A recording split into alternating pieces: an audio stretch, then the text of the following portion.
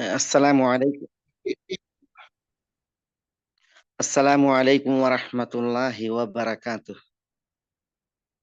بسم الله الرحمن الرحيم. الحمد لله رب العالمين وبه نستعين وصلى الله وسلم وبارك على نبينا محمد وآله وصحبه أجمعين ثم أما بعد. സ്നേഹ ബഹുമാനങ്ങളുള്ള സഹോദരിമാരെ, ഈ ശബ്ദം ശ്രവിച്ചുകൊണ്ടിരിക്കുന്ന ബഹുമാന്യരെ, നമ്മൾ ഈ വിശുദ്ധ റമദാൻ മാസത്തിന്റെ അവസാന നാളുകളിൽ നമ്മളെ തേടിയെത്തിയ ഈ അതിഥിയെ യാത്രയാക്കാൻ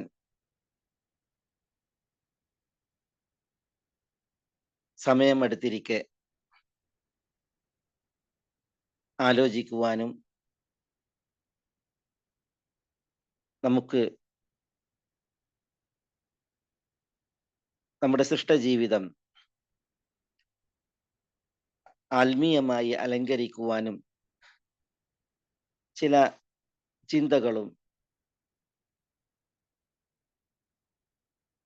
പൂർവികർ നമ്മളിലേക്ക് ഉദ്ധരിച്ചിട്ട ചില വിഷയങ്ങളുമാണ് നിങ്ങളുമായി പങ്കുവെക്കാൻ ആഗ്രഹിക്കുന്നത്. ഞാനിവിടെ അല്പം ഈ ഫോണിൽ ബന്ധപ്പെടാൻ വൈകിപ്പോയി. എല്ലാവരോടും ക്ഷമ ചോദിക്കുകയാണ്. ഞാൻ ഇവിടെ ഗൾഫിലാണ്, ദമാമിലാണ്. അപ്പൊ അത് കാരണത്താൽ കുറച്ചൊരു ഫോണുമായി ബന്ധപ്പെട്ടുള്ള ഒരു വിഷയത്തിൽ തന്നെ തിരക്കിൽപ്പെട്ടു പോയി. പിന്നെ എനിക്ക് നിങ്ങളോട്ട് കണക്ട് ചെയ്യാനും കുറച്ച് ടൈം എടുത്തു. അതുകൊണ്ടാണ് ഇച്ചിരി വൈകിപ്പോയത്. എല്ലാവരും ക്ഷമിക്കണമെന്ന് അപേക്ഷിക്കുകയാണ്. ജസാക്കുമുല്ലാഹു ഖൈറൻ. അല്ലാഹു സുബ്ഹാനഹു വ തആല അവന്റെ മഹത്തായ ഫളിനാൽ ഈ ഒരു വിശുദ്ധ മാസത്തെ വരവേൽക്കാൻ നമുക്ക് അവസരമേകി. അള്ളാഹു നമുക്ക് ആരോഗ്യം തന്നു, ആയുസ് നീട്ടിയിട്ടു. അൽഹംദുലില്ലാ. നാഥൻ ഈ ഒരു അനുഗ്രഹം നമുക്ക് കനിഞ്ഞതുപോലെ നമ്മുടെ അമലുകൾ അവന് പ്രീതിപ്പെട്ട അമലുകളായി ഉപരിലോകത്ത് കബൂലാക്കുമാറാവട്ടെ. നമ്മുടെ മനസ്സിന്റെ നല്ല മുറാദുകൾ അവൻ നമുക്ക് നേടിത്തരുമാറാവട്ടെ. മാനസികമായ ശാരീരികമായ പ്രയാസങ്ങളെ നാഥൻ ദൂരീകരിക്കുമാറാവട്ടെ. നമ്മെ നോക്കി വരുന്ന മുസീബത്തുകളെ നമ്മളിൽ നിന്ന് വഴിമാറ്റുമാറാവട്ടെ. നമ്മോട് ദുആക്ക് വസിയ്യത്ത് ചെയ്തവരുടെ നല്ല ഉദ്ദേശങ്ങളെ അവർക്ക് നിറവേറ്റി കൊടുക്കുമാറാവട്ടെ. രോഗം കൊണ്ട് വലയുന്നവർക്ക് ശിഫ നൽകുമാറാവട്ടെ. മരണപ്പെട്ട് മൺമറഞ്ഞവർക്ക് മഗ്ഫിറത്തും മർഹമത്തും കനിയുമാറാവട്ടെ. ഈ ഒരു സംരംഭം ഈ ഒരു വിശുദ്ധ റമദാൻ മാസത്തിൽ ഒരുക്കുന്നതിൽ പണിയെടുത്ത പങ്കാളികളായ സഹായികളായ നിങ്ങൾക്കെല്ലാവർക്കും അല്ലാഹു സുബ്ഹാനഹു വ തആല പ്രതിഫലം മഹത്തരമാക്കുമാറാവട്ടെ. ദീനിന്റെ ഖിദ്മത്തിൽ ഇനിയും പ്രവർത്തിക്കുവാൻ ആയുരാരോഗ്യം നാഥൻ ഏറ്റി നൽകുമാറാവട്ടെ. അമലുകളിൽ ഇഖ്ലാസും ഇസ്തിഖാമത്തും നമുക്കെല്ലാവർക്കും നാഥൻ പ്രദാനം ചെയ്യുമാറാവട്ടെ.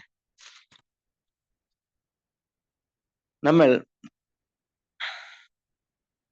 വിശുദ്ധ റമദാൻ മാസത്തെ യാത്രയാക്കുമ്പോൾ നമ്മൾ ആലോചിക്കേണ്ട വിഷയം പ്രധാനമായും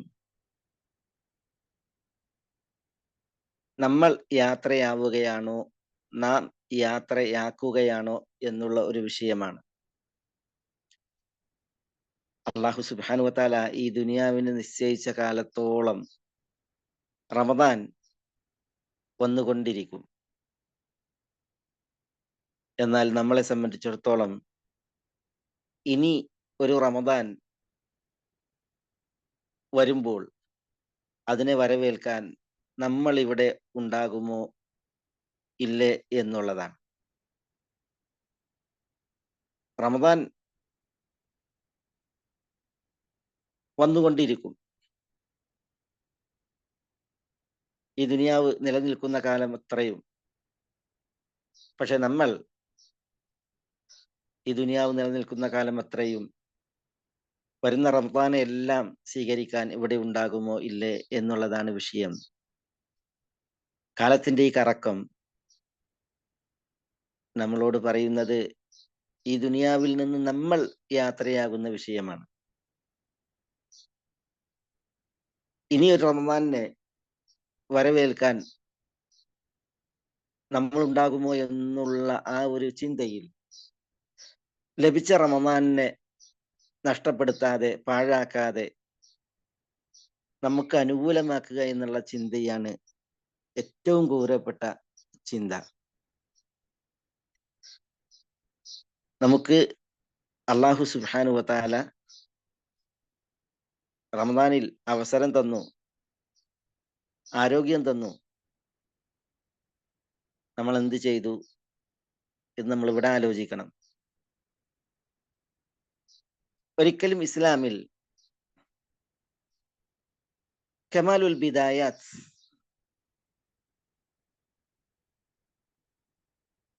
തുടക്കത്തിലെ പൂർണ്ണത അതല്ല, പിന്നെയോ കമാലുൻ നിഹായാത്ത്, ഒടുക്കത്തിലെ പൂർണ്ണതയാണ് പരിഗണനീയം. അതുകൊണ്ട് തന്നെ നമ്മുടെ പുരുഷായുസിൽ നമുക്കൊക്കെ ന്യൂനതകളും കുറവുകളും വന്നു പോയിട്ടുണ്ടെങ്കിലും ആ പുരുഷായുസിന്റെ ഒടുക്കം നമ്മളുടേത് നല്ല നിലയിലും പൂർണ്ണതയിലുമാണ് എങ്കിൽ അതിനാണ് പരിഗണന. നബി സല്ലല്ലാഹു അലൈഹി വസല്ലം പറഞ്ഞു, ഇന്നമൽ അഅമാലു ബിൽ ഖവാതീം, അമലുകളെല്ലാം ഖവാതീമിനനുസരിച്ചാണ്. ഖവാതീം എന്ന് പറഞ്ഞിട്ടുണ്ടെങ്കിൽ നമ്മളുടെ ജീവിതത്തിന്റെ ഒടുക്കം, മരണത്തോടടുത്ത് നമ്മൾ ഇവിടെ കഴിയുമ്പോൾ നമ്മൾ എങ്ങനെ ജീവിച്ചു, നമ്മുടെ ആദർശം എന്ത്, നമ്മളുടെ അമലുകൾ എന്ത്, ഇതാണ് നോട്ടം.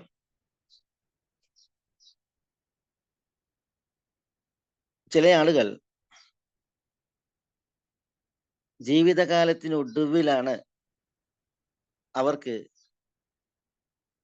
അവസരം കിട്ടിയത്. ഒരു ചരിത്രം പറഞ്ഞാൽ, മുസ്ലിം സൈന്യം തുർക്കിയുടെ ഒരു അതിർത്തി നാട്ടിൽ ഒരു പടയോട്ടം നടത്തിയ ചരിത്രം സഹാബികൾ ഉദ്ധരിക്കുന്നുണ്ട്. അവിടെ കോട്ടയായിരുന്നു. മുസ്ലിം സൈന്യം ആ കോട്ടയോടടുത്ത് ഉപരോധിക്കാൻ എത്തിയ സമയം ആ കോട്ടയിൽ നിന്നൊരു വ്യക്തി കോട്ടയിൽ നിന്ന് പുറത്തേക്ക് കെട്ടിത്തൂക്കിയ ഒരു കയറിലൂടെ ഊർന്നിറങ്ങി വന്നു. അങ്ങനെ മുസ്ലിം സൈന്യത്തിലേക്ക് എത്തുകയാണ്. എന്നിട്ട് അദ്ദേഹം പറയുന്നത് മുസ്ലിങ്ങളോട്, അയാൾ യുദ്ധവേഷത്തിലും എല്ലാം ആയുധം പേറിയല്ല. അതുകൊണ്ട് തന്നെ മുസ്ലിമീങ്ങൾ അയാൾ വന്നപ്പോ ശത്രുവാണല്ലോ, ശത്രുവിന്റെ കോട്ടയിൽ നിന്നാണ് വരുന്നത്, അദ്ദേഹത്തെ ആക്രമിച്ചൊന്നുമില്ല. അയാൾ മുസ്ലിം സൈന്യത്തിലേക്ക് വന്ന് നിന്നപ്പോൾ അയാൾ പറഞ്ഞത്, എനിക്ക് ഇസ്ലാം ആശ്ലേഷിക്കണം എന്നാണ്. അപ്പൊ ഇത് എന്തുകൊണ്ട് എന്ന് ചോദിച്ചപ്പോ അയാൾ കണ്ടൊരു സ്വപ്നാണ് പറഞ്ഞത്. അയാൾ രാത്രി കിടക്കുമ്പോൾ മദ്യപിച്ചിരുന്നു, പന്നി മാംസം അക്രമക്കുമുള്ള ഭക്ഷിച്ചിരുന്നു. പക്ഷെ ആ കിടത്തത്തിൽ അയാളെ രണ്ടുപേർ വന്ന് വയറു ശുദ്ധീകരിക്കുന്നതും വെടുപ്പാക്കുന്നതും ഒക്കെയാണ് അദ്ദേഹത്തിന്റെ സ്വപ്നം. സ്വപ്നം ഉണർന്ന് പിന്നെ അയാൾ കാണുന്നത് മുസ്ലിം സൈന്യം കോട്ടക്ക് പുറത്തു വന്ന് നിൽക്കുന്നതാണ്. അതുകൊണ്ട് തന്നെ അദ്ദേഹം മുസ്ലിങ്ങളോട് പറയുന്നത്, എനിക്ക് ഇസ്ലാം ആശ്ലേഷിക്കണം, എനിക്ക് ഇങ്ങനെ ഒരു അനുഭവം ഉണ്ടായിട്ടുണ്ട് എന്നാണ്. അപ്പൊ ഉടനെ മുസ്ലിമീങ്ങൾ അയാൾക്ക് കലിമ ചൊല്ലി കൊടുത്തു. അയാൾ ഇസ്ലാം ആശ്ലേഷിച്ചു. പക്ഷേ അയാൾ കലിമ ചൊല്ലിയ മാത്രയിൽ ആ കോട്ടയിൽ നിന്ന് വന്ന ഒരു തെറ്റാലി പ്രയോഗം, ഒരു കല്ല് അയാളുടെ മണ്ടയിൽ ഏൽക്കുകയും ക്ഷണം അയാൾ മരിച്ചു വീഴുകയും ചെയ്തു. ആ കലിമ ചൊല്ലിയ മനുഷ്യനെ മുസ്ലിമീങ്ങൾ അവിടെ ജനാസ നിസ്കരിച്ചിട്ട് ആ കോട്ടയുടെ ഒരു ഭാഗത്ത് തന്നെ മറമാടുകയാണ് ചെയ്തത്. വളരെ കുറച്ച് നേടി, വളരെ കുറച്ച് ചെയ്തു, പക്ഷെ വലിയത് നേടി എന്നാണ് ചരിത്രം അയാളുടെ വിഷയത്തിൽ വിശേഷിപ്പിക്കുന്നത്. നബി സല്ലല്ലാഹു അലൈഹി വസല്ലം തങ്ങളുടെ കാലത്തും ഇതുപോലത്തെ ധാരാളം സംഭവങ്ങളുണ്ട്. പക്ഷെ ഞാൻ ഇതിവിടെ ഉദ്ധരിച്ചത് ഒരു ഉദാഹരണം എന്നോണം ഈ ഒരു അവസാനത്തിലെ പൂർണ്ണതയാണ് നമ്മളോട് ആവശ്യപ്പെട്ടിട്ടുള്ളത്. നമ്മളുടെ തുടക്കത്തിലൊക്കെ ചില പരിമിതികളും പോരായ്മകളും ഉണ്ടെങ്കിലും ശരി,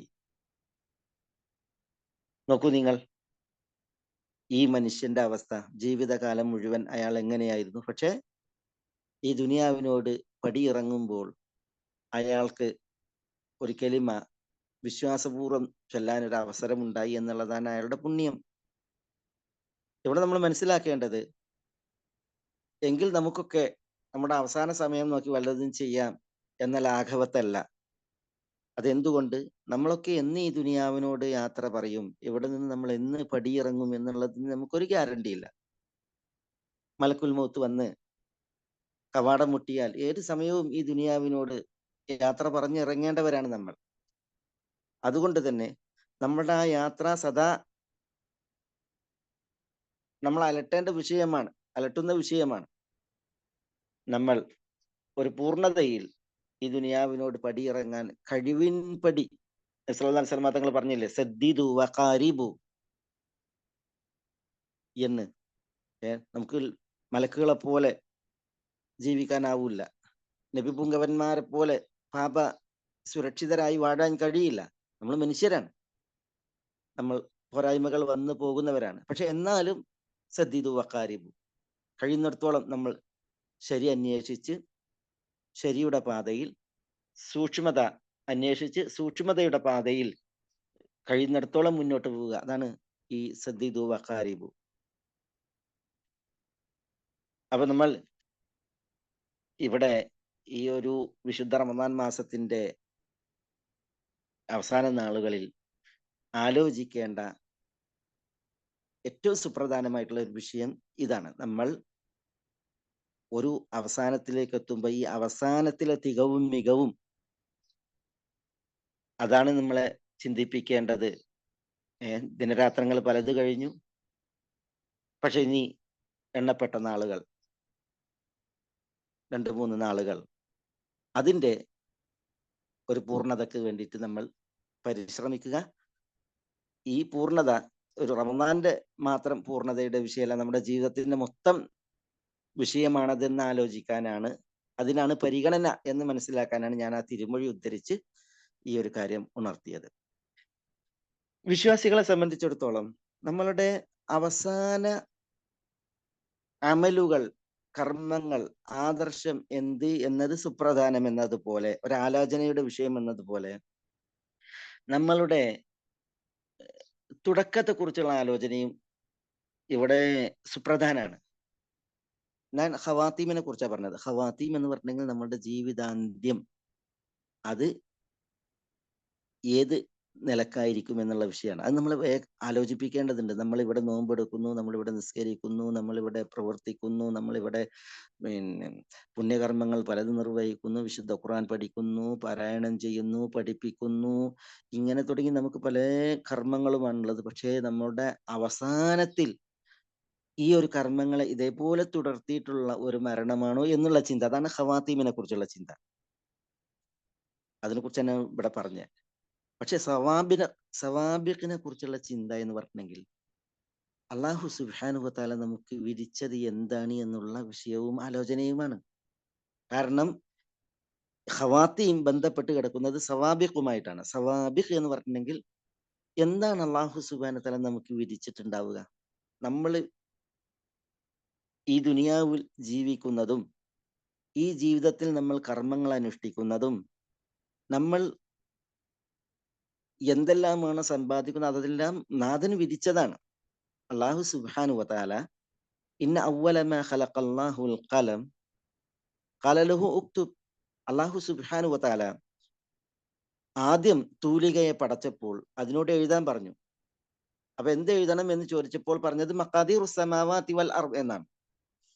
വാനങ്ങളിലും ഭുവനങ്ങളിലും നടക്കാനിരിക്കുന്ന വിഷയങ്ങളൊക്കെ എഴുതാനാ പറഞ്ഞത്. ആ എഴുതിയ കൂട്ടത്തിൽ നമ്മൾ എന്ത് ചെയ്യും എന്നുള്ളത് എഴുതിയിട്ടുണ്ട്. നമ്മൾ എങ്ങനെ ജീവിക്കും എന്നത് എഴുതിയിട്ടുണ്ട്. നമുക്കുള്ള മരണം എങ്ങനെയായിരിക്കും എന്ന് എഴുതിയിട്ടുണ്ട്. മരണത്തിന് മുമ്പ് നമ്മൾ എന്ത് എടുക്കും എന്നത് എഴുതിയിട്ടുണ്ട്. ആ എഴുതിയതേ ഇവിടെ നടക്കൂ. അപ്പൊ നമുക്ക് അവിടെ എഴുതിയത് അനുകൂലമായിട്ടാണോ അതല്ല പ്രതികൂലമായിട്ടാണോ? അള്ളാഹു നമ്മെ കാക്കട്ടെ. നഊദുബില്ല. ഈ ഒരു ആലോചന നമുക്ക് ഉണ്ടാകേണ്ടതുണ്ട്. അതെന്തിന്? ആ ആലോചന ഉണ്ടാകേണ്ടത് നമുക്ക് വിധിച്ചത് വഴിമാറാൻ ദുആ എന്ന ആയുധത്തെയാണ് നിശ്ചയിച്ചിട്ടുള്ളത്. ദുആ എന്നുള്ള ആയുധത്തെ. ലാ യറുദ്ദുൽ ഖദാ ഇല്ല ദുആ. ദുആ മാത്രമാണ് വിധിയെ ചെറുക്കുക. അല്ലാഹു സുബ്ഹാനഹു വ തആല നമുക്ക് വിപരീതമായി വല്ലതും എഴുതിയിട്ടുണ്ട് എങ്കിൽ വഖിന ശർറ മാ ഖദൈത്, നീ വിധിച്ചതിലെ വിപത്ത് ഞങ്ങളെ തൊട്ട് കാക്കേണമേ എന്ന് ദുആ ചെയ്യാൻ പഠിപ്പിച്ചു. ഇങ്ങനെ വിധിയെ തടുക്കുന്നത് ദുആയാണ് എന്നുള്ളത് അറിയിച്ചു. നമ്മൾ എന്ത് വേണം? നമ്മൾ അള്ളാഹുവെ, എനിക്ക് പ്രതികൂലമായ ഒരവസ്ഥയാണ് വിധിയായിട്ടുള്ളത് എങ്കിൽ എനിക്കത് അനുകൂലമാക്കണമേ എന്ന് ദുആയിരുന്ന് നമ്മൾ അമലുകളിൽ മുന്നോട്ട് പോകണം.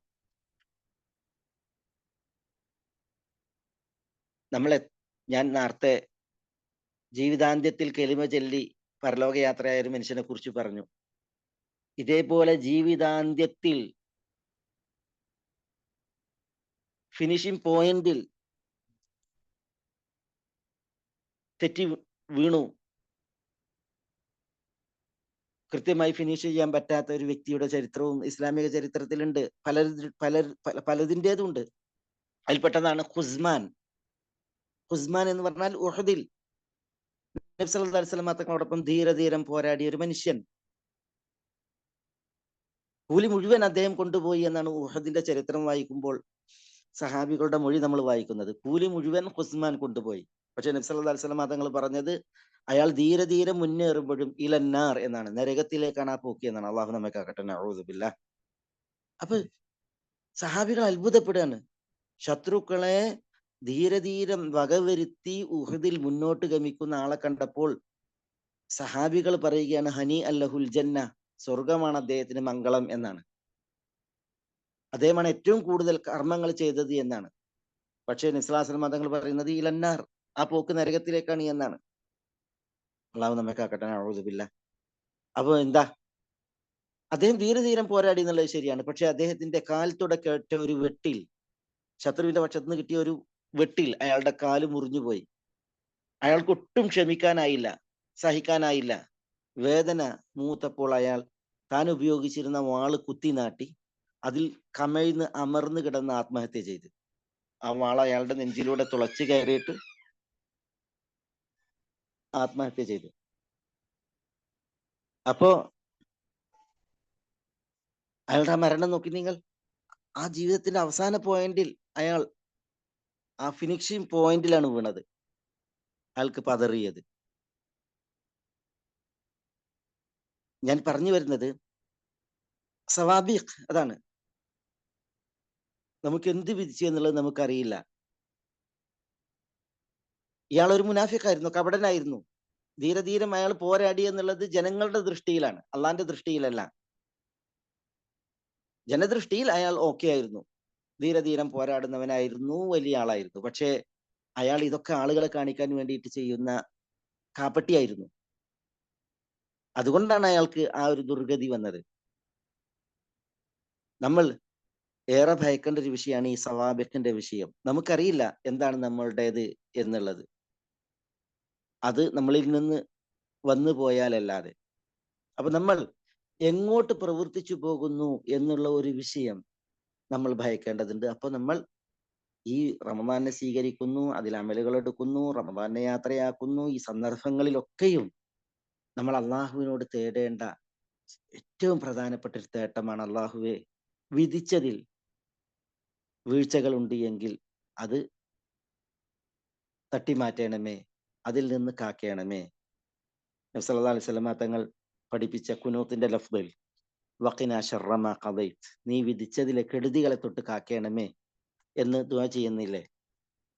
പിന്നെ തിരുമൊഴി ഞാൻ പറഞ്ഞത് നിങ്ങൾ കേട്ടില്ല, ലാ യറുദ്ദുൽ ഖദാ ഇല്ല ദുആ, ദുആ മാത്രമാണ് വിധിയെ ചെറുക്കാനുള്ളത്. അതാണ് നബി സ്വല്ലല്ലാഹു അലൈഹി വസല്ലം തങ്ങളുടെ ആ പ്രയോഗത്തിന്റെ ഒരു പ്രത്യേകത. അപ്പോൾ ഈ രണ്ട് വിഷയങ്ങൾ, ഒന്ന് ഖവാതീം, മറ്റൊന്ന് സവാബിഖ്. സവാബിഖിനെ കുറിച്ച് പറയാൻ അൽ കിതാബുൽ അവ്വൽ എന്നാണ് പണ്ഡിതന്മാർ. ആദ്യത്തെ നമുക്ക് രേഖപ്പെടുത്തിയ വിധി രേഖ. ഇത് രണ്ടും നമ്മളെ പ്രവർത്തിക്കാനും പ്രാർത്ഥിക്കാനും സജ്ജമാക്കേണ്ട രണ്ട് പ്രധാന വിഷയങ്ങളാണ്, പോയിന്റുകളാണ്. ഖവാത്തിമിന്റെ വിഷയത്തിൽ എങ്ങനെയാണ് നമ്മൾ പ്രവർത്തിക്കേണ്ടത്? സജീവമായിട്ട് നമ്മൾ അള്ളാഹുവിന് വേണ്ടി അമലിൽ തുടരുക. സദ്ദിദു വഖാരിബു, നല്ല പര്യവസാനത്തിന് വേണ്ടിയിട്ട് ദുആ ഇരക്കുക. നല്ല പര്യവസാനത്തിന് വേണ്ടിയിട്ട് ദുആ ഇരക്കുക. നബി സല്ലല്ലാഹു അലൈഹി വസല്ലം തങ്ങൾ പറഞ്ഞിട്ടുണ്ട്, ഇന്നല്ലാഹ ഇദാ അഹബ്ബ അബ്ദൻ ഇസ്തഅമലഹു, അള്ളാഹു ഒരു ദാസനെ ഇഷ്ടപ്പെട്ടാൽ മരിക്കുന്നതിന് തൊട്ട് മുമ്പ് നല്ല പ്രവൃത്തി ചെയ്യാൻ വേണ്ടിയിട്ട് അള്ളാഹു അയാൾക്ക് നിയോഗം നൽകും, അയാളെ നിയോഗിക്കും. ഇസ്തഅമലഹു എന്നാണ്. അതാണ് മരിക്കുന്നതിന് മുമ്പ് നല്ലൊരു പ്രവൃത്തിക്ക് അള്ളാഹു അയാൾക്ക് ഒരു നിയോഗം ഉണ്ടാക്കും. അബ്ദുല്ലാഹ് ഇബ്നു അബി സർഹിന്റെ ചരിത്രം നമ്മൾ കേട്ടില്ല. അബ്ദുല്ലാഹ് ഇബ്നു അബി സർഹ് ഇസ്ലാം സ്വീകരിച്ച മഹാനായിരുന്നു, സഹാബി. പക്ഷേ ഈ അബ്ദുല്ലാഹ് ഇബ്നു അബി സർഹ് എന്ത് ചെയ്തു? നബി സല്ലല്ലാഹു അലൈഹി വസല്ലം തങ്ങൾ ഇവിടെ ജീവിച്ച കാലത്ത് തന്നെ അയാൾ ഇസ്ലാം ഒഴിവാക്കി. ഇസ്ലാം ഒഴിവാക്കി എന്ന് പറഞ്ഞിട്ടുണ്ടെങ്കിൽ അതും വളരെ മോശമായ നിലക്കാണ് അയാൾ ഇസ്ലാം ഒഴിവാക്കിയത്. നബി സല്ലല്ലാഹു അലൈഹി വസല്ലം തങ്ങൾക്ക് വഹി എഴുതുന്ന, ഖുർആൻ വഹി വന്നാൽ അത് എഴുതുന്ന ആളായിരുന്നു അബ്ദുല്ലാഹ് ഇബ്നു അബി സർഹ്. അങ്ങനെയുള്ള അദ്ദേഹം പിന്നെ ഖുർആനെ കളിയാക്കി, നബി സല്ലല്ലാഹു അലൈഹി വസല്ലം തങ്ങളെ കളിയാക്കി, ഇസ്ലാം ഒഴിവാക്കി, മുർത്തദ്ദായി. അയാളെ കണ്ടാൽ വധശിക്ഷ നടപ്പിലാക്കാൻ നബി സല്ലല്ലാഹു അലൈഹി വസല്ലം തങ്ങൾ വിധിച്ചിരുന്നു. മക്കം ഫതഹിന് റസൂലുള്ളാഹി സ്വല്ലല്ലാഹു അലൈഹി വസല്ലം തലയെടുക്കാൻ പറഞ്ഞ ആളുകളിൽ ഒരാളാണ് ഈ അബ്ദുല്ലാഹ് ഇബ്നു അബി സർഹ്. ഉസ്മാൻ ബിൻ അഫ്ഫാൻ റളിയല്ലാഹു അൻഹുവിന്റെ ഉമ്മത്തെ സഹോദരനാണ് ഈ വ്യക്തി, ഇബ്നു അബി സർഹ്. അങ്ങനെ മക്കം ഫതഹിൽ റസൂലുള്ളാഹി സ്വല്ലല്ലാഹു അലൈഹി വസല്ലം തങ്ങൾ എവിടെ കണ്ടാലും തലകൊത്താൻ പറഞ്ഞ ഈ അബ്ദുല്ലാഹ് ഇബ്നു അബി സർഹ് അയാളെ തേടി ഉസ്മാൻ റളിയല്ലാഹു അൻഹു ചെല്ലുകയാണ്. അങ്ങനെ ഉസ്മാൻ റളിയല്ലാഹു തആല അൻഹു അദ്ദേഹത്തോട് പറയാണ്, നിങ്ങൾ അള്ളാഹിനോട് പൊറുക്കലിനെ തേടി പശ്ചാത്തപിച്ച് നബി സ്വല്ലല്ലാഹു അലൈഹി വസല്ലം തങ്ങളുടെ മുമ്പിൽ വന്ന് മാപ്പ് പറഞ്ഞാൽ നബി സ്വല്ലല്ലാഹു അലൈഹി വസല്ലം തങ്ങൾ നിങ്ങളെ സ്വീകരിക്കും, അതുകൊണ്ട് വരാൻ പറയാണ്. അങ്ങനെ ഇബ്നു അബി സർഹ് വരുമ്പോ നബി സല്ലല്ലാഹു അലൈഹി വസല്ലം തങ്ങളോട് ഉസ്മാൻ റളിയല്ലാഹു തആല അൻഹു പറയുന്നുണ്ട്, റസൂലെ ഇബ്നു അബി സർഹ് വന്നിരിക്കുന്നു, നിങ്ങൾ മാപ്പ് നൽകൂലേ? റസൂലുള്ള മാപ്പ് നൽകാൻ വൈകുന്നുണ്ട്. കുറച്ചു നേരം റസൂലുള്ള അങ്ങനെ മിണ്ടാതിരിക്കുന്നുണ്ട്. അതെന്തിന്? ആരെങ്കിലും അയാളെ ശിക്ഷിക്കട്ടെ എന്ന് വിചാരിച്ചിട്ട്. പക്ഷെ റസൂലുള്ളാഹിനോട് മാപ്പ് തേടി വരികയാണല്ലോ എന്ന് വിചാരിച്ചിട്ട് ആരും അയാളെ തൊട്ടില്ല. അവസാനം നബി സല്ലല്ലാഹു അലൈഹി വസല്ലം തങ്ങളുടെ അടുക്കൽ അയാൾ എത്തി. റസൂലുള്ള അദ്ദേഹത്തെ സ്വീകരിച്ചു. വളരെ വലിയ പാപിയായിരുന്നു അയാൾ. നബി സല്ലല്ലാഹു അലൈഹി വസല്ലം തങ്ങൾ അദ്ദേഹത്തെ സ്വീകരിച്ചു, മാപ്പ് നൽകി. അദ്ദേഹം വീണ്ടും കലിമ ചൊല്ലി. പക്ഷെ അദ്ദേഹം തനിക്ക് രണ്ടാമതൊരായുസ് ജീവൻ കിട്ടിയപ്പോ ഇനി എന്റെ കയ്യിൽ നിന്നൊരു വീഴ്ച വരരുത് എന്ന നിലക്ക് അദ്ദേഹം ശിഷ്ടകാലം സൂക്ഷ്മമായി വളരെ ദീനിയായിട്ടാണ് ജീവിച്ചത്. ഒരു പരാജയം പറ്റി, ഇസ്ലാം സ്വീകരിച്ചിട്ട് ഒരു തെറ്റ് പറ്റി, ഇനി ഒരു വീഴ്ച വരരുത് എന്ന് വിചാരിച്ചിട്ട് അദ്ദേഹം വളരെ സൂക്ഷ്മ ജീവിതം നയിച്ചത്. അദ്ദേഹം മദീനയിൽ നിന്ന് നബി സ്വല്ലല്ലാഹു അലൈഹി വസല്ലം തങ്ങളുടെ വിയോഗശേഷം കുറെ കാലം അദ്ദേഹം ജീവിച്ചിട്ടുണ്ട്. ഉസ്മാൻ റളിയല്ലാഹുവിന്റെ ഒക്കെ ഖിലാഫത്തിൽ ജീവിച്ചിട്ടുണ്ട്.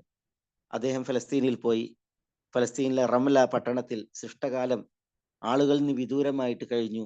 ഒരു മസ്ജിദിൽ അദ്ദേഹം തന്റെ ശിഷ്ടകാലം ജീവിച്ചു. അദ്ദേഹത്തിന്റെ ചരിത്രം പറയുന്ന അദ്ദേഹം ഏത് സമയവും അള്ളാഹിനോട് ദുആ ചെയ്യുമായിരുന്നാണ്, ഒരു നല്ല മരണം അള്ളാഹുവേ നീ എനിക്ക് കനിയണമേ, അള്ളാഹുവേ എന്നെ ഒരു നല്ല മരണത്തിന് വിധേയമാക്കണമേ, അതായിരുന്നു അദ്ദേഹത്തിന്റെ ദുആ. അതുകൊണ്ട് തന്നെ ചരിത്രം പറയുന്നത് അദ്ദേഹം ഒരു നിസ്കാരം നിർവഹിച്ചു കൊണ്ടിരിക്കെ ആ നിസ്കാരത്തിലെ സുജൂദിൽ അള്ളാഹുവിലേക്ക് യാത്രയായി എന്നുള്ളതാണ്. അള്ളാഹു അക്ബർ. ഒന്ന് ആലോചിച്ചു നോക്കൂ നിങ്ങൾ. പിന്നെ ഈ ഒരു ഇങ്ങനെ ഒരു അമലിൽ ഇസ്തിഖാമത്തിൽ ജീവിക്കുക, എന്നിട്ട് അങ്ങനെ ഒരു സൽപ്രവൃത്തിയിൽ മരണത്തേരിൽ യാത്രയാവുക, അതാണ് ഖവാത്തീമിന് വേണ്ടിയിട്ടുള്ള നമ്മളുടെ അമലും അതിനു വേണ്ടിയിട്ടുള്ള നമ്മുടെ തേട്ടവും. അതേപോലെ സവാബിഖിനെ കുറിച്ചും നമ്മൾ പറഞ്ഞു, വിധിച്ചത് എന്ത് എന്നുള്ളത് നമുക്കറിയില്ല. വിപരീതമായി വല്ലതും ഉണ്ടിയെങ്കിൽ അള്ളാഹു സുബ്ഹാനഹു വതആല അത് ഭവിക്കുമ്പോൾ അത് നമ്മളിൽ നിന്ന് തട്ടി മാറ്റാൻ, അതിൽ നിന്ന് നമ്മളെ അള്ളാഹു സുബ്ഹാനഹു വതആല കാത്തു രക്ഷിക്കാൻ വേണ്ടിയിട്ട് നമ്മൾ ദുആ ഇരക്കുക എന്നുള്ളതാണ്. അതാണ് എനിക്ക് തുടക്കത്തിൽ നമ്മൾ ഈ ഒരു വിശിഷ്ട അതിഥിയെ യാത്രയാക്കുമ്പോൾ നമ്മുടെ മനസ്സിനെ ഭരിക്കേണ്ട, നമ്മുടെ മനസ്സിൽ നമ്മൾ അടിവരയിട്ട് നമ്മൾ പിന്നെ കോറേണ്ട രണ്ട് വിഷയങ്ങൾ. ഒപ്പം ഒപ്പം പിന്നെ എൻ്റെ ബഹുമാന്യ ശ്രോതാക്കളോട് അള്ളാഹു സുബ്ഹാനഹു വതആല നമ്മളെ എല്ലാവരെയും ഈ നന്മയിൽ ഒരുമിച്ച് കൂട്ടിയതുപോലെ സ്വർഗത്തിലും ഒരുമിച്ച് കൂട്ടി അനുഗ്രഹിക്കട്ടെ. നമ്മൾ ഇനി മനസ്സിലാക്കാനുള്ള ഒരു വിഷയം, നമ്മള് ഒരു അതിഥിയെ യാത്രയാക്കാണ്. ഈ യാത്രയപ്പിൽ നമുക്ക് വിരഹ ദുഃഖം സ്വാഭാവികമാണ്. കാരണം ഏറ്റവും വിശിഷ്ടമായ ഒരു അതിഥിയാണ് നമ്മൾ ഇന്ന് മടങ്ങുന്നത്. പക്ഷേ നമ്മുടെ പൂർവികർ റമദാനാകുന്ന അതിഥി യാത്രയായാലും അവർ റമദാനിനോടൊപ്പാണ്. അതെങ്ങനെ? 6 മാസം റമദാൻ വരാൻ അവർ ദുആ ചെയ്യുമായിരുന്നു. അല്ലാഹുമ്മ ബല്ലിഗ്നാ റമദാൻ, റമദാനെ എത്തിക്കണമേ എന്ന് 6 മാസം ദുആ ചെയ്യും. റമദാൻ യാത്രയായാൽ പിന്നെ 6 മാസം റമദാനെ നമ്മൾ ഇന്ന് സ്വീകരിക്കാൻ വേണ്ടിയിട്ട് ദുആ ചെയ്യുമായിരുന്നു.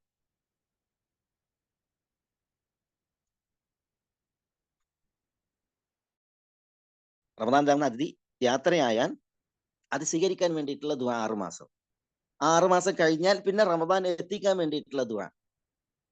അപ്പൊ എപ്പോഴും റമദാനിനോട് മനസ്സ് വിളക്കിയായിരുന്നു പൂർവികർ.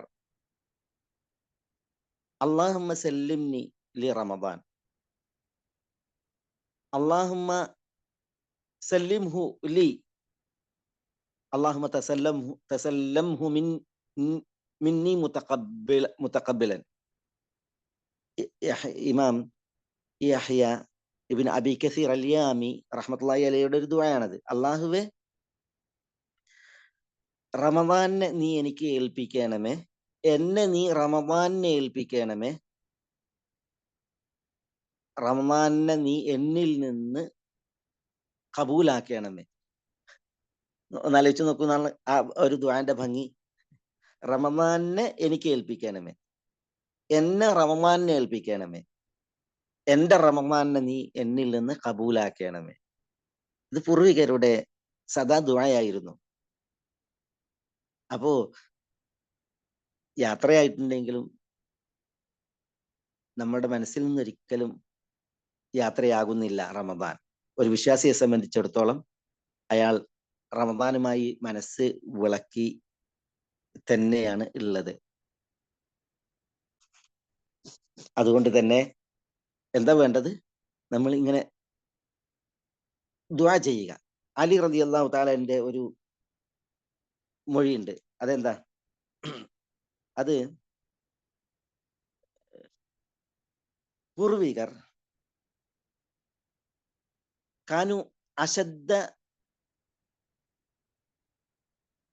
കാനു ഫി ഖബൂലിൽ അമലി അശദ്ദ ഇഹ്തിമാമൻ മിനൽ അമൽ എന്നാണ്. പൂർവികർ ഏറ്റവും കൂടുതൽ ശ്രദ്ധ ചെലുത്തിയിരുന്നത് ഫി ഖബൂലിൽ അമൽ സ്വീകരിക്കുന്ന വിഷയത്തിലായിരുന്നു. മിനൽ അമൽ എടുക്കുന്ന വിഷയത്തേക്കാൾ. നോമ്പ് എടുക്കുന്നതിനേക്കാൾ പൂർവികരുടെ ശ്രദ്ധ നോമ്പ് സ്വീകരിക്കുന്ന വിഷയത്തിലായിരുന്നു എന്നാണ്. നിസ്കരിക്കുന്നതിനേക്കാൾ കൂടുതൽ ശ്രദ്ധ നിസ്കാരം കബൂലാക്കുന്ന വിഷയത്തിലായിരുന്നു. സക്കാത്ത് കൊടുക്കുന്നതിനേക്കാൾ അവരുടെ ശ്രദ്ധ സക്കാത്ത് സ്വീകരിക്കുന്ന വിഷയത്തിലായിരുന്നു. എന്താ ഈ പറഞ്ഞ വിഷയം? ഖബൂലുൽ അമലും തമ്മിലുള്ള വ്യത്യാസം. അമൽ നമ്മൾ ചെയ്യുന്ന കർമ്മങ്ങളാണ്. ഖബൂലുൽ ചെയ്ത അമൽ സ്വീകരിക്കുന്ന വിഷയമാണ്. നമ്മൾ നിസ്കരിച്ചു, അത് അള്ളാഹു കബൂലാക്കിയിട്ടുണ്ടോ? നമ്മൾ നോമ്പെടുത്തു, അത് അള്ളാഹു കബൂലാക്കിയിട്ടുണ്ടോ? നമ്മൾ സക്കാത്ത് നൽകി, അത് അള്ളാഹു കബൂലാക്കിയിട്ടുണ്ടോ? ഇത് വളരെ പ്രധാനപ്പെട്ട വിഷയമാണ്. നമ്മൾ എന്തിനാണ് നിസ്കരിക്കുന്നത്, നോമ്പെടുക്കുന്നത്? പടച്ചവൻ കബൂലാക്കാനല്ലേ ഉപരിലോകത്ത്. ചിലരൊക്കെ നിസ്കരിച്ചിട്ടുണ്ടെങ്കിൽ ആ നിസ്കാരത്തിൽ നിന്ന് സലാം വീട്ടുന്നതിന് മുമ്പ് അവരുടെ നിസ്കാരം അവരുടെ മുഖത്തേക്ക് തിരിച്ചിടുമെന്നാണ്. കാരണം എന്താ? നിസ്കാരത്തിൽ ഖുശൂ വേണം, നിസ്കാരത്തിൽ ഇഖ്ലാസ് വേണം, നിസ്കാരത്തിൽ തിരുചര്യക്കനുസരിച്ചായിരിക്കണം. ഇതൊന്നും ഒത്തിട്ടില്ല എങ്കിൽ അമലെന്താ? അപ്പോ പൂർവികർ അമലെടുക്കുന്നതിനേക്കാൾ അവരെ അലട്ടിയിരുന്ന, ആലോചിപ്പിച്ചിരുന്ന വിഷയം ഈ അമല് കബൂലാക്കിയിട്ടുണ്ടോ എന്നുള്ള വിഷയമാണ്. ഇതാണ് അലി റളിയല്ലാഹു തആല പറയുന്നത്. അതിനെന്താ അങ്ങനെ ഒരു ചിന്ത ആവിഷ്കരിക്കാൻ എന്താ കാരണം? കാരണം വിശുദ്ധ ഖുർആനിലെ ഒരു ആയത്താണ്. ഇന്നമാ യതഖബ്ബലുല്ലാഹു മിനൽ മുത്തഖീൻ. മുത്തഖീങ്ങളിൽ നിന്ന് മാത്രമാണ് അള്ളാഹു കബൂലാക്കുക. മുത്തഖീങ്ങളിൽ നിന്ന് മാത്രം. ഒരു ചരിത്ര സാഹചര്യത്തിലാണല്ലോ അള്ളാഹു ഇത് പറയുന്നത്. ആദം നബി അലൈഹി സ്വലാത്തു വസ്സലാമയുടെ 2 മക്കൾ ഹാബീലും ഖാബീലും, ചരിത്രം പറയുന്നതനുസരിച്ച്. വിശുദ്ധ ഖുർആനിൽ അള്ളാഹു സുബ്ഹാനഹു വ തആല പേര് പറഞ്ഞിട്ടുണ്ടെങ്കിലും വിഷയം പറഞ്ഞു. വത്ലു അലൈഹിം നബഅ ബിനൈ ആദമ ഇദ് ഖറബ ഖുർബാന فتقبل من أحدهما ولم يتقبل من الآخر قال لأقتلنك قال إنما يتقبل الله من المتقين. ഹാബീലും ഖാബീലും അള്ളാഹ്ക്ക് ഖുർബാന സമർപ്പിച്ചു. ഹാബീലിൻ്റെത് സ്വീകരിച്ചു, ഖാബീലിൻ്റെത് തിരസ്കരിച്ചു. ഹാബീലിനോട് ഖാബീലിന് അതിനാൽ തന്നെ അസൂയ മൂത്തു, ശത്രുത പെരുകി. ലഅഖ്തുലന്നക്, അള്ളാഹു ആണ് ഞാൻ നിന്നെ കൊല്ലുമെന്ന് ഭീഷണിപ്പെടുത്തി. അപ്പോ അതിന്റെ പ്രതികരണം എന്താ? ഇന്നമാ യതഖബ്ബലുല്ലാഹു മിനൽ മുത്തഖീൻ. മുത്തഖീങ്ങളിൽ നിന്ന് മാത്രമാണ് അള്ളാഹു സുബ്ഹാനഹു വ തആല കബൂലാക്കുക, സ്വീകരിക്കുക. നീ തഖ്വയിൽ അധിഷ്ഠിതമായിട്ടല്ല നിന്റെ ഖുർബാൻ സമർപ്പിച്ചത്, അതുകൊണ്ട് തന്നെ നിന്റെ തിരസ്കരിക്കപ്പെട്ടു. തഖ്വയിൽ അധിഷ്ഠിതമായി ചെയ്തവരുടേത് സ്വീകരിക്കപ്പെട്ടു. അപ്പോ തഖ്വയിൽ, ഭക്തിയിൽ, റബ്ബിനെ കുറിച്ചുള്ള പ്രതീക്ഷയിൽ, പേടിയിൽ, സൂക്ഷ്മതയിൽ ചെയ്തത് മാത്രമേ അള്ളാഹു കബൂലാക്കൂ. അതുകൊണ്ട് തന്നെ പൂർവികർക്ക് പേടിയായിരുന്നു. അനുഷ്ഠിച്ച നോമ്പ്, സ്വീകരിച്ച റമദാൻ, അതിലെ നിസ്കാരം, അതിലെ പഠനം, ഇത് അള്ളാഹു സുബ്ഹാനഹു വ തആല കബൂലാക്കിയിട്ടുണ്ടോ ഇല്ലേ എന്നുള്ളത്. ആ പേടിയാൽ അവർ എന്താ ചെയ്തിരുന്നത്? ഇത് കബൂലാക്കാൻ വേണ്ടിയിട്ട് ദുആ ചെയ്തിരുന്നു 6 മാസക്കാലം. അതൊന്നുകൂടി മനസ്സിലാക്കാൻ ഞാൻ ചരിത്രം പറയാം. ഇബ്രാഹിം അലൈഹി സ്വലാത്തു വസ്സലാം, മകൻ ഇസ്മായിൽ അലൈഹിസ്സലാം, ഒന്ന് ഖലീലുള്ളയാണ്, മറ്റൊന്ന് ദബീഹുള്ളയാണ്. രണ്ടാളും കൂടിയാണ് കഅബ നിർമ്മിക്കുന്നത്. ഏറ്റവും വലിയ പുണ്യം അവർ നിർമ്മിച്ച കഅബത്തിന്റെ പരിസരമാണ് ഇന്ന് ജനനിബിഡമായി തവാഫും നിസ്കാരമൊക്കെ ആയിട്ട് നമ്മൾ കാണുന്നത്. ആ കഅബ അവർ നിർമ്മിക്കുമ്പോൾ അവരുടെ ആ നിർമ്മാണത്തിൽ കളങ്കം ഉണ്ടാവുമോ? കാപട്യം ഉണ്ടാവുമോ? പാപം ഉണ്ടാവുമോ? ഇല്ലല്ലോ. ഇബ്രാഹിം ഇസ്മായിലും അലൈഹിമസ്സലാം കഅബ നിർമ്മിച്ചതിന് ശേഷം എന്താ അവർ ചെയ്തതെന്ന് അറിയോ? ആ കഅബത്തെ അവർ തവാഫ് ചെയ്തു. അവർ നിർമ്മിച്ച ആ കഅബത്തെ അവർ തവാഫ് ചെയ്തു. എന്നിട്ട് അവർ ദുആ ചെയ്തത് ഹദീസുകളിൽ കാണാം. അതാണ് വിശുദ്ധ ഖുർആനിൽ നമ്മൾ ഓതുന്നത്. റബ്ബന തഖബ്ബൽ മിന്ന ഇന്നക അൻതസ് സമീഉൽ അലീം. റബ്ബന തഖബ്ബൽ മിന്ന, റബ്ബേ നീ ഞങ്ങളിൽ നിന്ന് കബൂലാക്കണമേ എന്ന്. 2 നബിമാർ അവര് ചെയ്ത അമൽ കബൂലാക്കാൻ വേണ്ടിയിട്ട് അവർ ദുആ ചെയ്യാണ്. ഒരു ചരിത്രം കൂടി പറയാം. നബിയുന മുഹമ്മദ് സല്ലല്ലാഹു അലൈഹി വസല്ലം തിലാവത്തിന്റെ സുജൂദ് ചെയ്തത് നമുക്കറിയാം. വിശുദ്ധ ഖുർആനിലെ തിലാവത്തിന്റെ സുജൂദ് ഉണ്ടല്ലോ, ഓത്തിന്റെ സുജൂദ് 15 സ്ഥലങ്ങളിൽ. നമ്മൾ ഈ വിശുദ്ധ റമദാൻ മാസത്തിൽ ഓതിയപ്പോൾ എത്ര തവണ നമുക്ക് ഈ ഓത്തിന്റെ സുജൂദുകൾ വന്നു. ആ ഓത്തിന്റെ സുജൂദ് നിർവഹിച്ചപ്പോൾ റസൂലുള്ളാഹി സ്വല്ലല്ലാഹു അലൈഹി വസല്ലം തങ്ങൾ നിർവഹിച്ച ഒരു ദുആ ഉണ്ട്. പല ദുആകളുണ്ട്. അതിലൊന്ന് അല്ലാഹുമ്മ മക്തുബ് ലി ബിഹാ ഇൻദക അജ്റ വദഅ അന്നി ബിഹാ വിസ്റ വഹ്ഫദ്ഹാ ലി ഇൻദക ദുഖ്റ വതഖബ്ബൽഹാ കമാ തഖബ്ബൽത മിൻ അബ്ദിക ദാവൂദ്. എന്താ? അല്ലാഹുവേ, ഈ സുജൂദ് കൊണ്ട് നീ എനിക്കൊരു കൂലി രേഖപ്പെടുത്തണമേ. ഈ സുജൂദ് കൊണ്ട് നീ എൻ്റെ ഒരു കുറ്റം മായിക്കണമേ. ഇത് നിന്റെ അടുക്കൽ എനിക്കൊരു സൂക്ഷിപ്പ് സ്വത്താക്കി വെക്കണമേ. ഈ സുജൂദ്. വതഖബ്ബൽഹാ, ഈ സുജൂദിനെ നീ എന്നിൽ നിന്ന് കബൂലാക്കണമേ. കമാ തഖബ്ബൽത മിൻ അബ്ദിക ദാവൂദ്, നിന്റെ ദാസനായ ദാവൂദ് അലൈഹിസ്സലാമയിൽ നിന്ന് നീ സുജൂദ് സ്വീകരിച്ചതുപോലെ, ദാവൂദിന്റെ സുജൂദ് നീ സ്വീകരിച്ചതുപോലെ എന്റെ സുജൂദ് നീ സ്വീകരിക്കണമേ എന്ന് നബിയുന മുഹമ്മദുൻ സല്ലല്ലാഹു അലൈഹി വഅലാ ആലിഹി വസല്ലം ദുആ ചെയ്യാണ്. നബി തങ്ങളാണ് ഈ ദുആ ചെയ്യുന്നത് സല്ലല്ലാഹു അലൈഹി വസല്ലം. തന്റെ ഒരു സുജൂദ് അത് അള്ളാഹു കബൂലാക്കാൻ. അപ്പൊ നമ്മളും എന്ത് വേണം? നമ്മൾ ഈ അതിഥി നമ്മളോട് യാത്രയാകുമ്പോൾ ഈ അതിഥിയെ നമ്മൾ വരവേൽക്കേണ്ടതുപോലെ വരവേൽക്കാൻ പരിശ്രമിച്ചിട്ടുണ്ട്. അത് അള്ളാഹു കബൂലാക്കാൻ വേണ്ടിയിട്ട് ദുആ ചെയ്യണം. അള്ളാഹുവിനോട് നമ്മൾ കേണ് ഇരക്കണം, നാഥൻ ഇത് സ്വീകരിക്കാൻ. ഒരിക്കലും ഇത് അള്ളാഹു തിരസ്കരിക്കുന്ന അവസ്ഥയുണ്ടാകരുത്. അതിൽ നമ്മൾ മനസ്സ് വെച്ച് ദുആ ചെയ്യണം എന്നാണ് എന്നോട് പോലെ ഇവിടെ എല്ലാവരോടും ഉണർത്താനുള്ളത്. ഞാന് എനിക്കറിയില്ല സമയം എന്തായി എന്നുള്ളത്. അവസാനിപ്പിക്കാനായോ?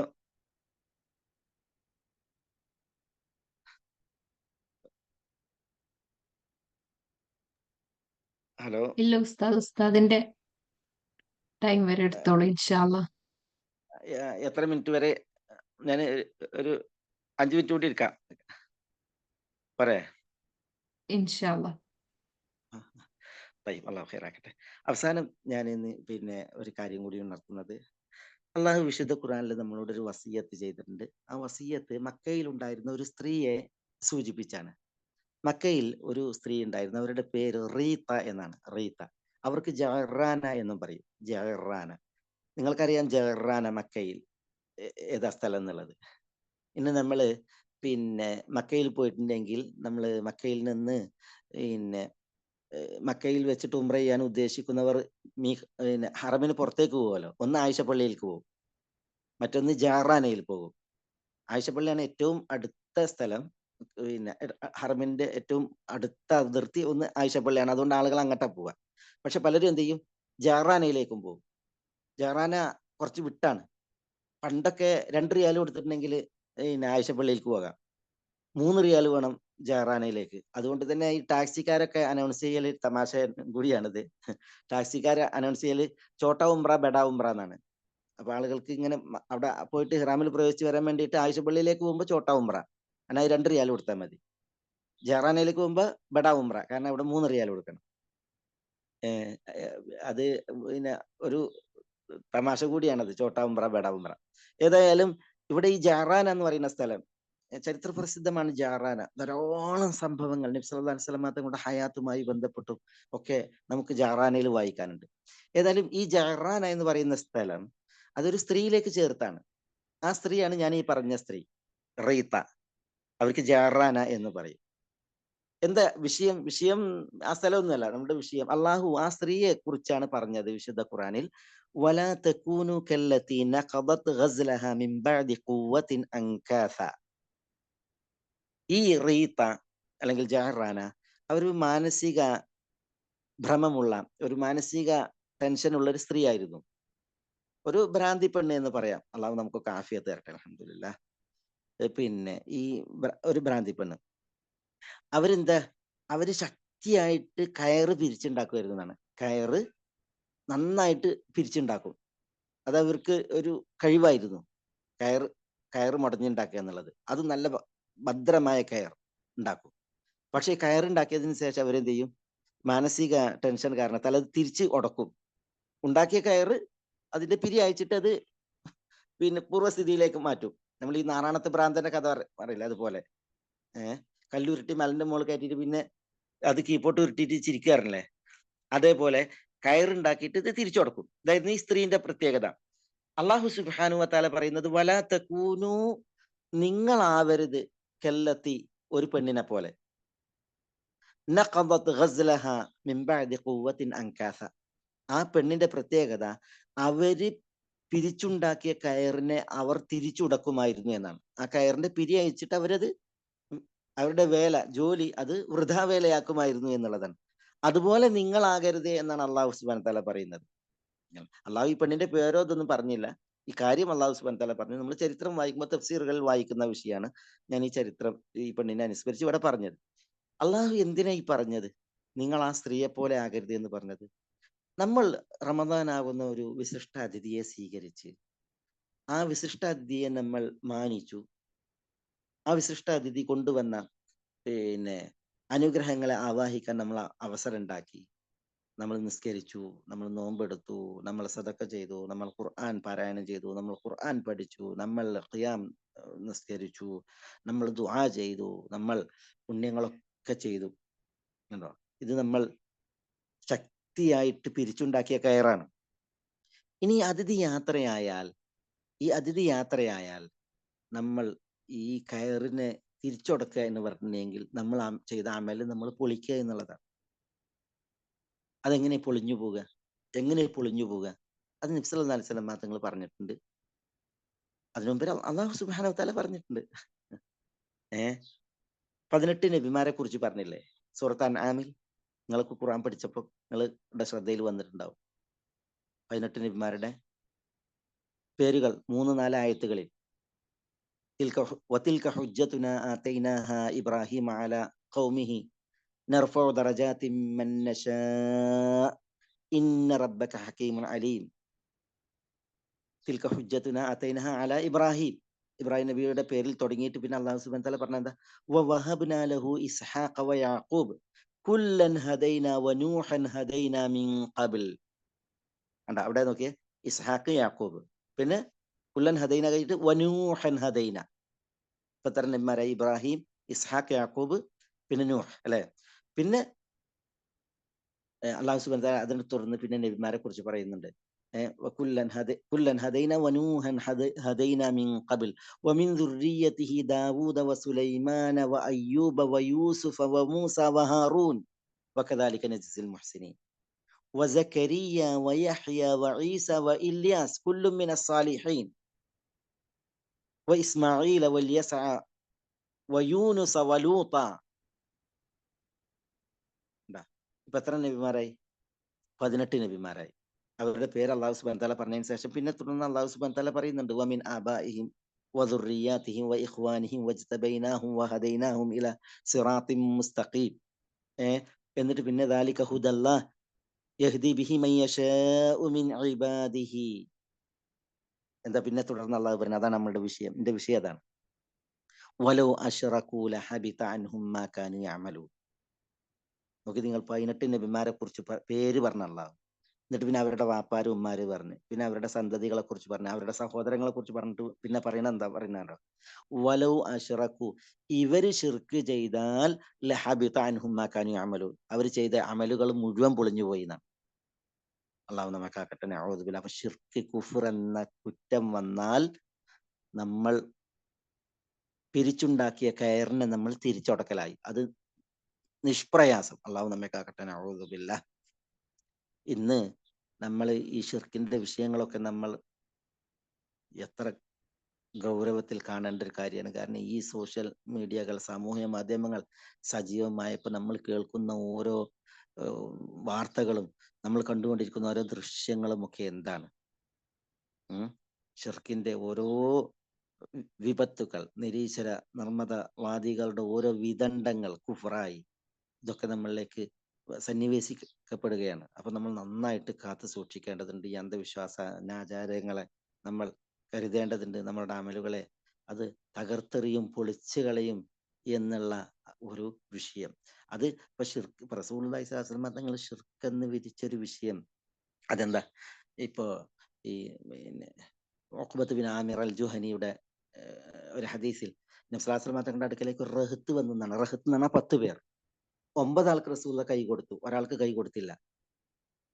ഹസ്തദാനം ചെയ്ത് സ്വീകരിച്ചില്ല, കൈ വലിച്ചു അയാളിരുന്ന്. അപ്പൊ അതൊരു ടെൻഷനുള്ള വിഷയമല്ല. 9 ആൾക്ക് റസൂലുള്ള കൈ കൊടുത്തു, ഒരാൾക്ക് കൈ കൊടുത്തില്ല. അപ്പൊ റസൂലുള്ളാഹിനോട് ചോദിച്ചു, ബയാഅത തിസ്അതൻ വതറക്ത ഹാദ. റസൂലെ, 9 ആൾക്ക് നിങ്ങൾ ബൈഅത്ത് ചെയ്തു, ഒരാളെ നിങ്ങൾ എന്തിനാ വീണിച്ചത്, ഒഴിവാക്കിയത്? അപ്പൊ പറയാണ് ഇന്ന അലൈഹി തമീമത്തൻ, അയാളുടെ കയ്യിൽ ഒരു ഏലസ് ഉണ്ട്, അയാളിൽ ഒരു ഏലസ് ഉണ്ട്. മൻ അല്ലക തമീമത്തൻ ഫഖദ് അശ്റക, ഏലസ് കെട്ടിയവൻ ശിർക്ക് ചെയ്തു. പിന്നെ റസൂലുള്ളാഹി സ്വല്ലല്ലാഹു അലൈഹി വസല്ലം തങ്ങൾ അദ്ഖല യദഹു, ഇലൈഹി റസൂൽ ആ മനുഷ്യനിലേക്ക് കൈ പ്രവേശിപ്പിച്ചിട്ട് ഫഖത്തഅഹു സുമ്മ ബായഅഹു എന്നാണ്. ആ ഏലസ് പൊട്ടിച്ചിട്ടിട്ടാണ് പിന്നെ അയാൾക്ക് ബയ്യത്ത് ചെയ്തതെന്നാണ്. അപ്പൊ നോക്കൂ നിങ്ങൾ, മൻ അല്ലക തമീമതൻ ഫഖദ് അശ്റക, ഏലസ് കെട്ടിയവൻ ശിർക്ക് ചെയ്തു എന്നാണ്. നബി സ്വല്ലല്ലാഹു അലൈഹി വസല്ലം തങ്ങൾ ശിർക്കെന്ന് വിരിച്ച ഈ വിപത്ത് എത്ര ആളുകളിലുണ്ട്. ഇതൊക്കെ അമലുകളെ പൊളിച്ചു കളയുന്ന വിഷയം എന്ന് നമ്മൾ വായിക്കുമ്പോൾ മനസ്സിലാക്കുമ്പോൾ നമ്മൾ ചെയ്തത് തകർന്നു പോകാനുള്ള വിഷയങ്ങളിൽപ്പെട്ടതാണത്. ഷിർക്ക്, കുഫർ, അതേപോലെ തന്നെ നീചവൃത്തികൾ, ഹറാമുകൾ. ഇദാ ഖലൗ ബി മഹാരിമില്ല ഇൻതഹകൂഹ എന്ന് പറഞ്ഞില്ലേ, അള്ളാഹു ഹറാമാക്കിയ കാര്യങ്ങൾ ആളൊഴിഞ്ഞടത്തി യഥേഷ്ടം ചെയ്യുന്നവർ, അത്തരം ആളുകളെ കുറിച്ച് എന്താ പറഞ്ഞത്? അന്ത്യനാളിൽ അവർ വരുമ്പോ തിഹാമയിലെ വെളുത്ത മലകളോളം പുണ്യങ്ങളായിട്ട് വരുന്നതാണ്. തിഹാമ എന്ന് പറയുന്ന സ്ഥലം അറേബ്യൻ ഉപദ്വീപിൽ ഓർ എന്ന് പറയും. അറേബ്യൻ ഉപദ്വീപിൽ തിഹാമ. അവിടുത്തെ മലകളുടെ പ്രത്യേകതയാണ് കാണാൻ വെള്ള കളറിൽ വലിയ മലകൾ, അതുപോലത്തെ അമലുകളായിട്ട് വരുന്നതാണ്. പക്ഷെ അള്ളാഹു സുബ്ഹാനഹു വ തആല അതിനെ ഹബാ മൻസൂറാക്കി വിടുന്നതാണ്. ധൂളികളാക്കി അള്ളാഹു പറത്തി വിടും, സ്വീകരിക്കൂല. അതിന്റെ കാരണം എന്താന്ന് ചോദിച്ചപ്പോൾ അതിന്റെ കാരണം ഇതാണ്. ഈ പുണ്യങ്ങൾ ചെയ്ത ആളുകളുണ്ടല്ലേ, ഇദാ ഖലൗ ബി മഹാരിമില്ല ഇൻതഹകൂഹ, ആളൊഴിഞ്ഞിടത്ത് ആകുമ്പോൾ അവര് ഹറാമുകൾ യഥേഷ്ടം ചെയ്യുമായിരുന്നു എന്നുള്ളതാണ്. അപ്പൊ ഞാൻ പറഞ്ഞു വരുന്നത് ഇതാണ്, അമലുകൾ എങ്ങനെയാണ് പൊളിഞ്ഞു പോവുക, തകർന്നു പോവുക, എങ്ങനെയാണ് ഒരാൾ ഈ റീത്തയെ പോലെ, ജറാനയെ പോലെ കയറ് പിരിച്ചുടക്കുക. അതാണ് ഈ ശിർക്ക്, കുഫ്ർ, ഹറാമുകൾ.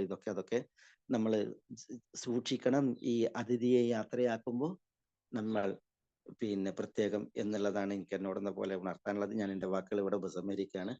അല്പം ദീർഘിപ്പിച്ചു പോയതിൽ ക്ഷമിക്കണം. അള്ളാഹു സുബ്ഹാനഹു വ തആല നിങ്ങളുടെ ഈ ഒരു വേദിയെ, ഈ ഒരു കൂട്ടായ്മയെ അനുഗ്രഹിക്കുമാറാവട്ടെ. അള്ളാഹു ഈ ഒരു സംരംഭത്തിൽ, വേദിയിൽ നിങ്ങളിവിടെ ഒരുമിച്ച് കൂട്ടി നമ്മളെ എല്ലാവരെയും അള്ളാഹു സുബ്ഹാനഹു വ തആല സ്വർഗത്തിലും ഒരുമിച്ച് കൂട്ടി അനുഗ്രഹിക്കുമാറാവട്ടെ.